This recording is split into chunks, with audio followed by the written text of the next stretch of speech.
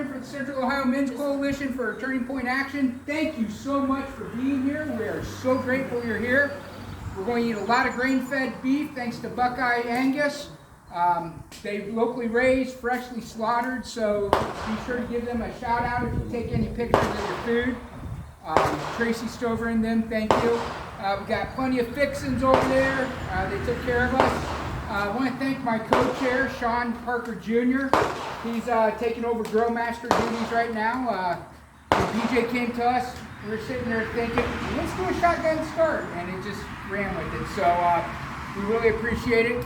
I'm going to turn it over to PJ Riley now, the Turning Point Action guru for the state of Ohio. Awesome. Well, thank you all for coming out today. This is awesome. I'm so excited that we're grilling. We're going to shoot guns. Literally, what could be better? For those of you who don't know, Turning Point Action was founded by Charlie Kirk. We are a 501c4, and basically we just help conservatives win up and down ticket, whether that's in a primary and we're helping the more conservative candidate win, or in the general, we want to make sure we have good Republican representation at all levels of government. Right now we're starting our coalition push again. We had it a little bit last year, but in this off year we really want to be recruiting people, building up this movement, creating great friendships and fun activities, and then ultimately when it comes to the next election, we want a ton of people who can help us flood the election and make sure that we can win big. We all know that this next year is going to be really critical. If Trump loses the House and the Senate, he really won't be able to do anything. He'll be in his lame duck period, he won't have any support, and then locally, we know that we have all of our statewide next election, all of our state House candidates, some of our state Senate candidates, and so really now is super critical for Ohio. If we do not pull out in this next election, it's just really going to suck. And so that's why we're doing all this groundwork right now to make sure that we get new people in, we're recruiting, and we win big, and we do fun events like this so you can make new friends.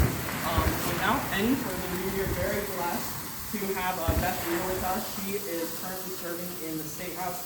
She's in her third term? Second term. But she's doing incredible work there. If you're looking at a lot of like the America First bills that are going in, if you're looking at the bills like keeping men out of women's bathrooms and sports and all that stuff, Beth has her hands in all of that. So we're very blessed to have you here with us today.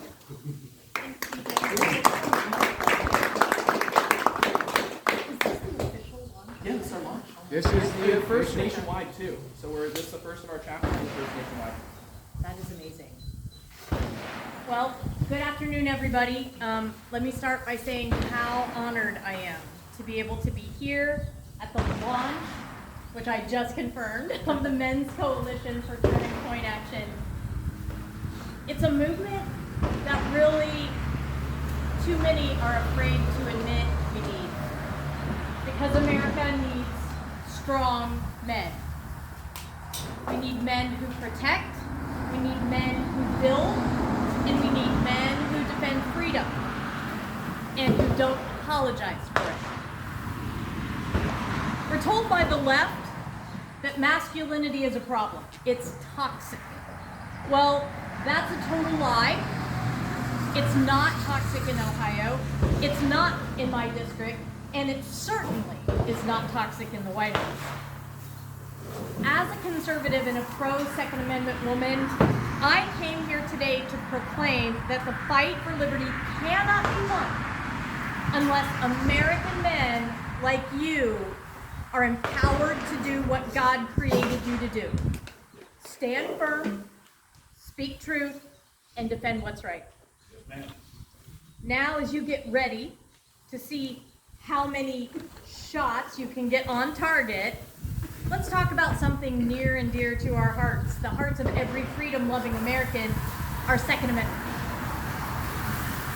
The right to defend yourself and your loved ones without fear of prosecution or political retribution is a must. We should not have to worry about that. It's called self-defense for a reason, and it's not a legal concept, it's natural law. That's why in the next few months I'm going to be introducing legislation that we're calling Ohio Stand Your Ground Act. Oh, good. Yes. You see, Ohio repealed the duty to retreat not too long ago, but that is not sufficient. My bill is going to strengthen the law to protect law-abiding gun owners from being treated like criminals, just because you had to act under pressure. The bill guarantees that if you defend your life or someone else's, you can invoke your rights before trial even begins. That's pre-trial immunity. If you were justified, the court can throw the case out before it destroys your finances and your reputation. And if some thug or their lawyer tries to sue you in civil court for stopping their crime, my bill says you walk away with your legal costs covered.